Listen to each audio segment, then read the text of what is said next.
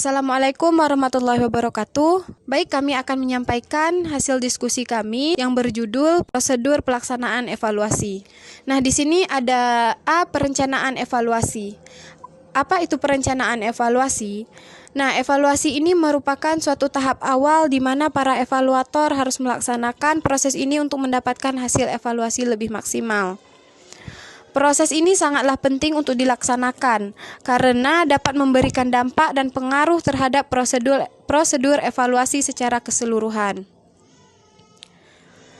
Di sini pun ada beberapa kegunaan dari perencanaan evaluasi, antara lain yaitu yang pertama, proses ini mampu memberikan bantuan dalam mengukur ketercapaian suatu standar dalam menyatakan bahwa suatu sasaran telah mencapai target yang diinginkan atau tidak.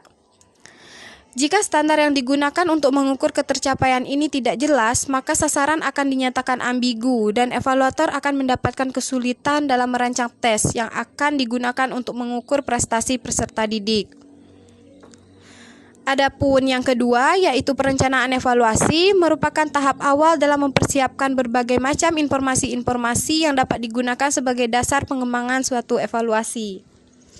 Dan poin yang terakhir, yaitu rencana evaluasi memberikan waktu yang cukup dalam mendesain suatu tes dan instrumen penilaian yang dibutuhkan dalam proses evaluasi. Nah, dalam melakukan proses perencanaan evaluasi ini, ada beberapa hal yang perlu diperhatikan. Yang pertama, yaitu di sini ada analisis kebutuhan dalam tahap perencanaan suatu evaluasi. Dan yang kedua, menentukan tujuan penilaian. Yang ketiga, mengidentifikasi kompetensi dan hasil belajar. Yang keempat, menyusun kisi-kisi setelah proses identifikasi kompetensi dan hasil belajar. Yang kelima, mengembangkan draft instrumen. Dan yang terakhir, uji coba dan analisis soal. Nah, soal yang dimaksud atau yang dikategorikan baik adalah soal yang telah mengalami beberapa kali uji coba dan revisi yang didasarkan atas beberapa poin di bawah ini. Poin pertama yaitu analisis empiris. Kenapa analisis empiris? Karena analisis ini untuk mengetahui kelemahan-kelemahan setiap soal yang digunakan. Nah, dan yang kedua, analisis rasional yang dimaksud untuk memperbaiki kelemahan-kelemahan dari setiap soal yang telah disusun. Baik, saya lanjut poin B, yaitu pelaksanaan evaluasi. Pelaksanaan evaluasi artinya bagaimana cara melaksanakan suatu evaluasi sesuai dengan perencanaan evaluasi. Dalam perencanaan evaluasi telah tersinggung semua hal yang berkaitan dengan evaluasi. Artinya, tujuan evaluasi, model dan jenis evaluasi, objek instrumen evaluasi, sumber data, semuanya sudah dipersiapkan pada tahap perencanaan evaluasi. Pelaksanaan evaluasi sangatlah bergantung pada jenis evaluasi yang digunakan. Jenis evaluasi yang digunakan akan mempengaruhi soal evaluator dalam menentukan prosedur, metode, instrumen, waktu pelaksanaan penilaian hasil belajar, dan guru dapat menggunakan tes. Apa yang dimaksud dengan guru dapat menggunakan tes? Nah, ada beberapa tes, yaitu tes yang pertama, tes tertulis, tes lisan, dan tes perbuatan. Maupun ada non-tes, yang pertama yaitu angket, observasi, wawancara, studi dokumentasi, skala sikap, dan sebagainya. Lanjut, saya akan membacakan poin yang terakhir, yaitu yang C, monitoring pelaksanaan evaluasi.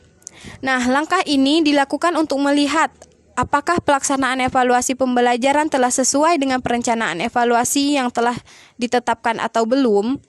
Nah, tujuannya adalah untuk mencegah hal-hal yang negatif dan meningkatkan efisiensi pelaksanaan evaluasi.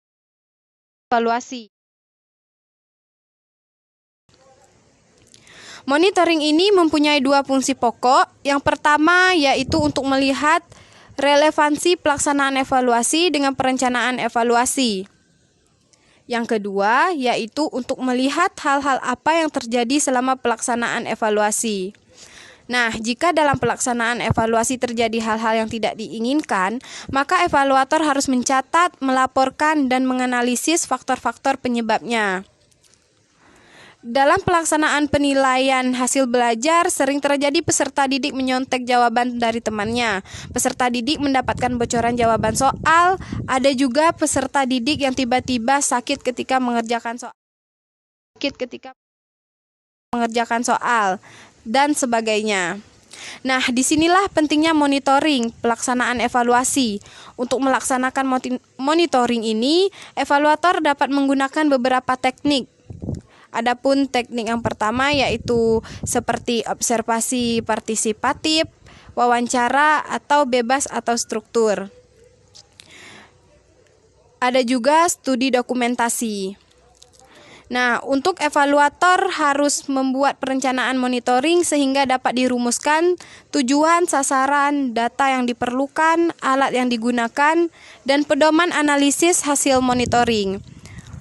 Data yang diperoleh dari hasil monitoring harus cepat dianalisis. Nah, monitoring ini dapat dijadikan landasan dan acuan untuk memperbaiki pelaksanaan evaluasi selanjutnya dengan harapan akan lebih baik daripada sebelumnya.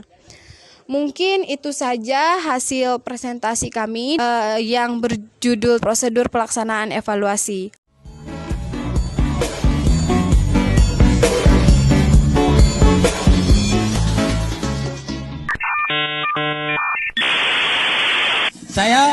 Wassalamualaikum bro.